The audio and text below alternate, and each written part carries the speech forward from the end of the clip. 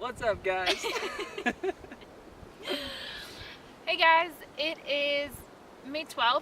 It is officially 2 weeks on the road. We are in Silverton, Colorado, and Silverton is a town with approximately 450 people. Your turn. This morning we did a little hike to Ice Lake. Ice Lake, it was too snowy in the gorge, so we didn't make it. We got pretty much 3/4 of the way, had to turn around because the snow started to get really sketchy. And it was straight up on a cliff. So we turned back on that. We figured we'd walk you through what we've done the past 2 weeks. So we left Friday morning, we did a couple errands, and we didn't really have a plan on where to go. We just opened up the map and I was like, let's go to the Hoover Dam. So the Hoover Dam was our first stop. And then we stopped in Dixie National Park, was right in between Zion and Hoover Dam. Stopped there for a night. It was very cold. There was ice on the outside of our car. Ice on the outside of our car when we woke up. But it was on a beautiful lake, 10 miles down a closed dirt road, which was totally worth it. Very much so. And then from there we went to Zion. Zion was amazing. I'd never seen anything like it. I can't believe I hadn't been there yet. It was like giants of sheer rock on all four sides of you. It was incredible. And then the Virgin River, which was a really interesting, pretty turquoise color that just carved through the whole entire canyon. So we did 2 hikes there. Yeah, we had reservations for the Narrows, but that was closed, high water. We did Angel's Landing instead. It was really populated with a lot of people, but very hard. It's like a lot of drop off bouldering. on each side. Boulders the whole way. A lot of bouldering, a lot of people in your way. It was challenging. Challenging, but worth it. Yeah, very You get much up so. to the top and there's a handful of people up there with you, and everybody's stoked to get up there and see the view of the 360 view of up top of Zion. It's very beautiful. Yep. From there we drove 2 hours to Bryce Canyon. Yep. And we got there, we did a little 4-mile loop, and then we camped outside of the park, which was free, dispersed camping. Dispersed camping. So on the second day at Bryce, we did an 8-mile loop called Fairyland Loop, and that was gorgeous. You hike through the canyon, and it's a bunch of hoodoos, which it starts as a wall of rock, and erosion makes these little sand pile Hoodoos. hoodoos. They make hoodoos. From Bryce, we drove to Arches. Arches. We went to Arches National Park. We got there, we did a 3-mile loop. We went to the Delicate Arch, which is probably the most popular arch. And then we also did Fiery Furnace, which you needed a permit for. Woke up early, got there, stood in line for a permit. We had to watch a video, which was annoying at first, but then we got very educated on the desert, Yeah. so it was nice. Fiery Furnace, highly recommend, in the Arches. It's very fun, tons of bouldering, tons of slipping through cracks. And you can like make your own trail. They have a trail for you. You can make your own, but it's kind of a maze. Sure. So then from Arches, we went to Canyonlands. We stayed in Moab for 2 Moab. Oh, nights. Moab's a cool little mountain bike town. Had a nice spot right next to a hotel. We used their facility for showers and hot tub. They didn't have a key card on the room to the pool. Breakfast, we got their breakfast. Oh, So that was a good hotel to stay next to. Quality Inn. I went to Canyonlands from Moab. From Moab. Alright. So from Arches and Moab, we went to Canyonlands. Canyonlands is really out there in the middle of nowhere. I think it's like a 25-mile road into the canyon lands. That was going to be our first backpacking trip. And it was. We We did about 40 miles in 3 days. Yep. We ran into a thunderstorm once. Hiking out, it poured and it was freezing. It was just super cool hike. You hike around the edge of this canyon. So first day we did 11 miles the first day. okay. We did. So our campsite, our first campsite the first night was only 2.5 miles from the parking lot. So we thought we would get some practice in. It took the long way there, which was about 7 miles. We get to our camp spot and then realize that we do not have enough water for 2 more days. And we also didn't have a filtration system, so we decided to put our packs down and run back out. We to our hiked car 2.5 miles back to our car, 2.5 miles back to the campsite. with a 5-liter. Oh, just with a gallon. Yeah, with a gallon of water. With an extra gallon of water.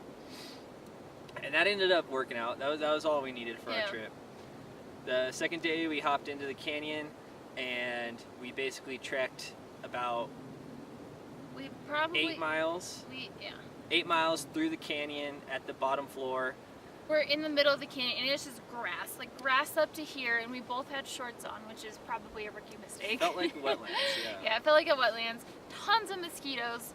So we finally get through there, we find this nice cave, put our packs down, set up the tent, and then we hike another 5 miles out to Angel Arch, and then another 5 miles back.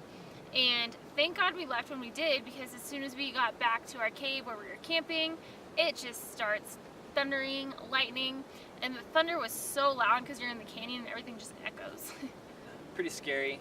Especially when you're camping under a rock. Like, who knows? Like, the lightning strikes that, it could just fall over. Yeah, it was pretty intimidating being under a cave inside of a canyon with a thunderstorm rattling through the canyon and lightning striking right outside your tent. It was loud. Yeah. It was really loud. Last day we had, so we did 18 miles on the second day, and then the last day we had 10 miles out. I think it was like 10 or 12. We had 10 miles out, so we ended up backpacking out. It actually only took us 4 hours to hike all the way out, which is crazy. Another storm rolled through. Actually, every day we were there, a storm rolled through. Yeah. Anyways, our last day, when we hiked out, we were probably 2 miles from our car. We walked about 8 miles, and that morning we started around 7. Around 11, we were about 2 miles out, and we ended up getting another storm comes through. We happened to be near the top of the edge. We were on the canyon, so we were just getting whipped around by the wind. The wind was strong. The rain was strong. It felt like hail. Yeah. It was intense. And we didn't have any rain gear. No rain gear. But we were 2 miles out. We just trekked it, and once we got back to the car, I was really cold. I remember I really put on the defrost for that one. But that was good. That was fun. I'm glad we left early that last day, and just only had to do 2 miles in that storm as opposed to 4 miles. So yeah, that was eventful. We drove to Durango, which was 2 hours to from Durango, Colorado. We got a hotel. We got a hotel.